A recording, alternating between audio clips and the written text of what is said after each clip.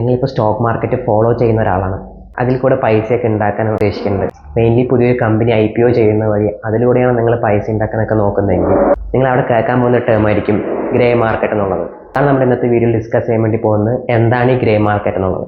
അപ്പം നമ്മുടെ പുതിയൊരു വീഡിയോയിലേക്ക് എല്ലാവർക്കും സ്വാഗതം.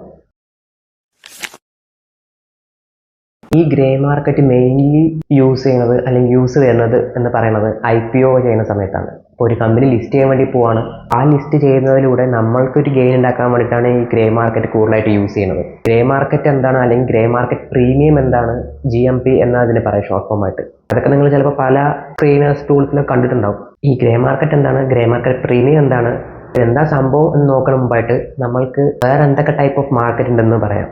അതായത് വൈറ്റ് മാർക്കറ്റ് ആണ്. എല്ലാവർക്കും അറിയുന്ന പോലെ തന്നെ ലീഗലാണ്, പബ്ലിക്കായിട്ട് ഓപ്പൺ ആണ്. നമ്മളിപ്പോൾ സ്റ്റോക്ക് എക്സ്ചേഞ്ചിൽ പോയിട്ട് ഷെയർ വാങ്ങുകയും വിൽക്കുകയൊക്കെ ചെയ്യുന്നുണ്ടല്ലോ, ലീഗലാണ്, റെഗുലേറ്റഡ് ആണ്. സോ അത് നമുക്ക് വൈറ്റ് മാർക്കറ്റ് എന്ന് വിളിക്കാം. പിന്നെ അടുത്തൊരു മാർക്കറ്റാണ് ബ്ലാക്ക് മാർക്കറ്റ്.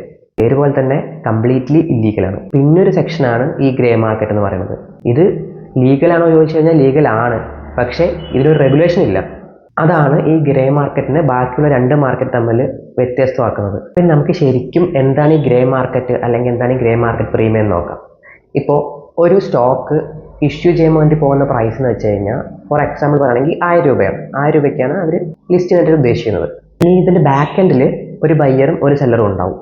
അവർ തമ്മിലുള്ള ഡീലിങ്സ് എന്ന് പറയുന്നത് ചിലപ്പോൾ 1500 രൂപയായിരിക്കും. അതായത് ഈ 1500 രൂപയ്ക്ക് ഈ ബയ്യർ വാങ്ങിക്കാൻ റെഡിയാണ്. എന്തുകൊണ്ടായിരിക്കും? ഇയാൾക്ക് തോന്നുകയാണ് ഇതിൻ്റെ പ്രൈസ് 1500 നിൽക്കേണ്ടതല്ല, 1500 കാട്ടി മേലെ പോകേണ്ടതാണ് എന്നൊരു കോൺഫിഡൻസ് ഇയാൾക്ക് ഈ കമ്പനിയിലുണ്ട്. സോ ആ ആൾ 1500 രൂപ കൊടുത്താലും തനിക്ക് നഷ്ടം വരില്ല എന്നുള്ളത് കൊണ്ട് 1500 രൂപ കൊടുത്തിട്ട് വാങ്ങിക്കാൻ റെഡിയാണ്. ഈ സെല്ലറിൻ്റെ കണ്ടിലാണെങ്കിലോ, ഇത് 1500 രൂപയ്ക്കുള്ള കമ്പനി അല്ല, സോ എങ്ങനെയെങ്കിലും വിറ്റ് ഒഴിവാക്കണം എന്നുള്ള ബേസിൽ ആൾ 1500 രൂപയ്ക്ക് വിൽക്കാൻ റെഡിയാണ്. അങ്ങനെ ഇതിൻ്റെ ബാക്ക് എൻഡിൽ ഇങ്ങനത്തെ ഒരു കളി നടക്കുന്നുണ്ട്. ഞാൻ പറഞ്ഞിട്ടുണ്ടായിരുന്നു ഇത് അൺറെഗുലേറ്റഡ് ആണ്. സോ ഈ ബയ്യറും സെല്ലറും തമ്മിൽ ഡയറക്റ്റ് ഡീലിങ്സ് ആണ് ഉള്ളത്. ഇതിൻ്റെ ഇടയ്ക്ക് ഒരു സ്റ്റോക്ക് എക്സ്ചേഞ്ച് ഇല്ല. അതുകൊണ്ട് തന്നെ ഇത് ഭയങ്കര റിസ്കി ആയിട്ടുള്ളൊരു കളിയാണ്. ഇപ്പം ആർക്ക് നഷ്ടം വന്നാലും അവർക്ക് വേണമെങ്കിൽ മുങ്ങാം.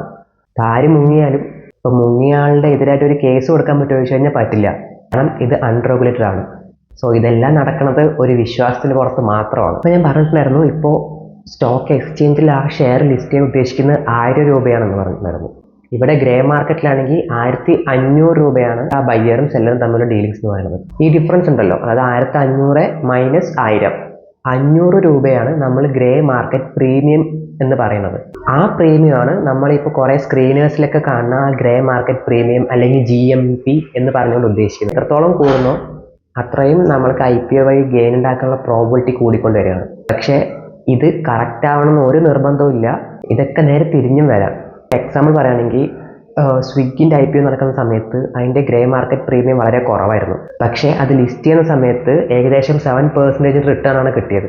ഇതുപോലെ തന്നെ നേരെ തിരിച്ചും വരാം. അതായത് ഗ്രേ മാർക്കറ്റ് പ്രീമിയം നല്ല കൂടുതലുള്ള സ്റ്റോക്ക് ചിലപ്പോൾ ലിസ്റ്റ് ചെയ്യുന്നത് ഭയങ്കര ഡിസ്കൗണ്ട് പ്രൈസിലായിരിക്കും. അപ്പോൾ ഈ ഗ്രേ മാർക്കറ്റ് പ്രീമിയം മാത്രം ഇതുകൊണ്ട് നിങ്ങളൊരു IPOയിലേക്ക് എൻ്റർ ചെയ്യാണ്ടിരിക്കുക. ഇത് അതിൻ്റെ വൺ ഓഫ് ദ ക്രൈറ്റീരിയ മാത്രമേ കണ്ടിട്ട് അതിനനുസരിച്ച് നിങ്ങൾ റിസ്ക് എടുക്കാൻ റെഡിയാവുക. കമ്പനിയെ കുറിച്ച് കൂടുതൽ ഫണ്ടമെൻ്റലി സ്റ്റഡി ചെയ്തിട്ട് പിന്നെ ഈ ഗ്രേ മാർക്കറ്റ് പ്രീമിയം കൂടെ ഒക്കെ നോക്കുകയാണെങ്കിൽ നിങ്ങൾ കുറച്ചും കൂടി ബെറ്റർ ആയിട്ടുള്ള ഓപ്ഷൻ സെലക്ട് ചെയ്യാൻ വേണ്ടി പറ്റും. അങ്ങനെ നിങ്ങൾക്ക് IPO വഴി ഗെയിൻ ഉണ്ടാക്കാനും പറ്റും.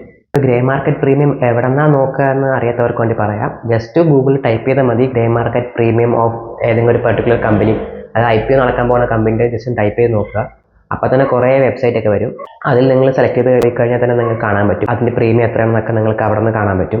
പോരാത്തതിന് കഴിഞ്ഞു പോയ കമ്പനികളുണ്ടല്ലോ, അതായത് ലിസ്റ്റ് ചെയ്ത കമ്പനികളുടെ IPO ഗെയിൻ എത്രയാണെന്നും ഗ്രേ മാർക്കറ്റ് പ്രീമിയം എത്രയായിരുന്നു, IPO ഗെയിൻ കിട്ടി എന്നുള്ളത് നമുക്ക് അറിയാൻ പറ്റും. ഇനി വരാൻ പോകുന്ന കമ്പനികളുടെയും നമുക്ക് അവിടെ നിന്ന് മനസ്സിലാക്കാൻ വേണ്ടി പറ്റും. ജസ്റ്റ് ഗൂഗിൾ സെർച്ച് ചെയ്താൽ മതി, നിങ്ങൾക്ക് റിസൾട്ട് കിട്ടുന്നതായിരിക്കും.